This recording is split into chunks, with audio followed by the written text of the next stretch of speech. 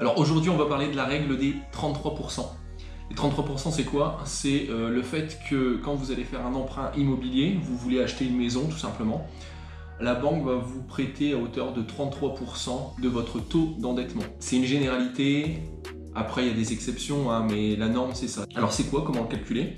Ça sert à savoir à hauteur de combien vous pouvez acheter une maison. Et le truc c'est que vous pouvez faire ce calcul très simple chez vous, il n'y a pas besoin d'aller chez le banquier parce que finalement chez le banquier, il va faire exactement le même calcul qu'ici. Donc 33% du taux d'endettement, comment on calcule? Alors on va faire le calcul directement sur le téléphone.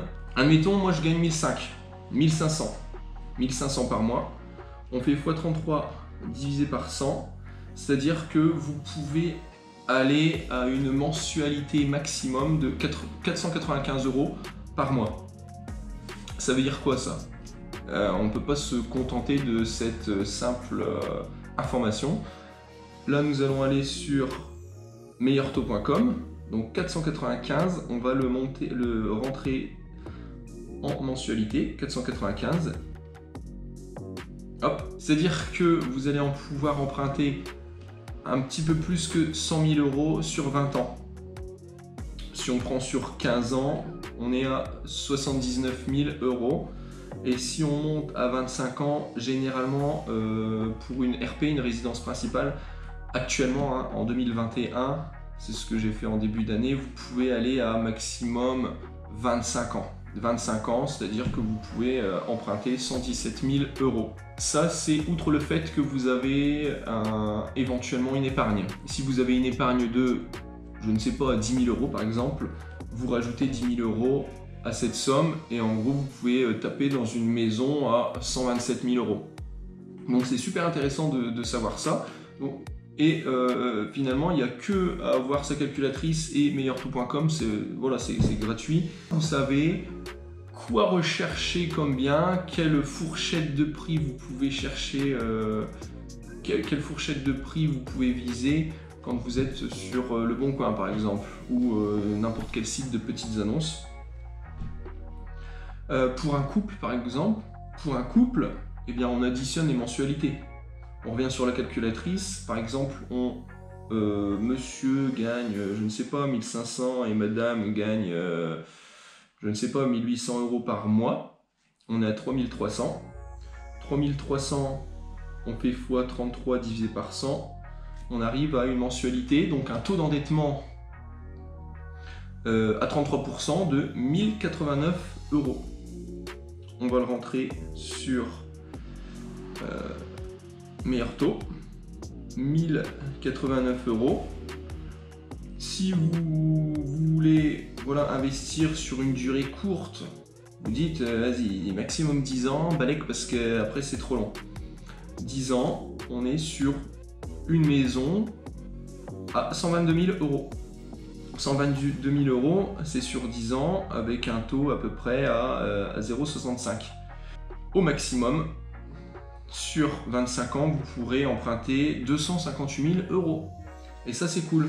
Après, ça, c'est pareil. Il faut aussi prendre en compte les crédits que vous avez actuellement. Si vous avez une voiture à crédit et vous dépensez, je ne sais pas du tout combien ça peut coûter, mais 100 € par mois, par exemple, de crédit, il faut enlever 100 € de crédit par mois. Donc on se base sur 3200. Si vous avez déjà une maison et que vous voulez une résidence secondaire, c'est la même chose, sauf que à la mensualité, il faut enlever votre crédit de votre maison. Par exemple, je gagne 1500 € par mois, j'ai une résidence principale qui coûte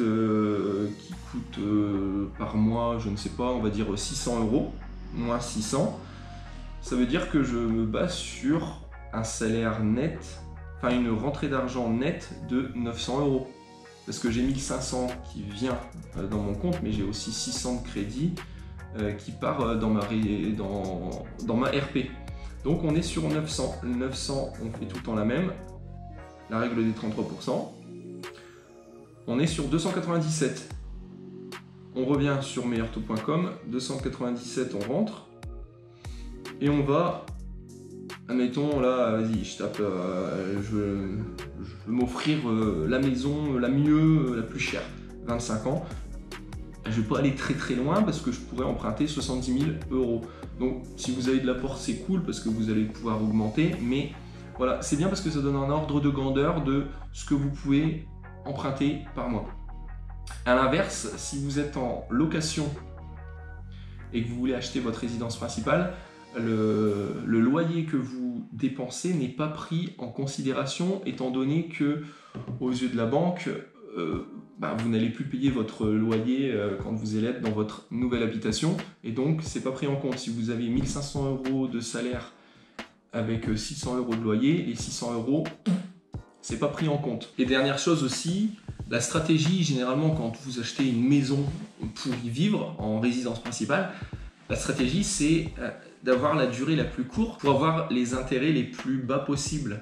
Si vous empruntez sur 5 ans, à la fin des 5 ans, vous allez avoir moins dépensé que la même maison que vous allez rembourser sur 25 ans parce que les intérêts que la banque va prendre vont être beaucoup plus importants sur 25 ans que sur 5 ans. Mais par contre, vous allez plus emprunter sur une durée longue que sur une durée courte. Après, il faut voir le type de bien que vous avez, mais en gros, avec ce calcul-là, vous allez pouvoir jauger. Est-ce que je prends une maison un peu moins coûteuse, mais qui va me revenir moins cher parce que je vais prendre une durée de crédit restreinte, ou je tape dans un truc un peu plus costaud, de beau gosse, sur une durée beaucoup plus longue, mais par contre, il faut se dire qu'à terme, au bout des 25 ans, je vais avoir dépensé beaucoup plus d'argent que si j'avais fait que 5 ans. Donc voilà, c'était un petit tuto actualisé pour 2021 en tout cas, sur la capacité d'emprunt quand vous achetez un bien immobilier. Voilà, on se retrouve la fois prochaine pour un nouveau tuto.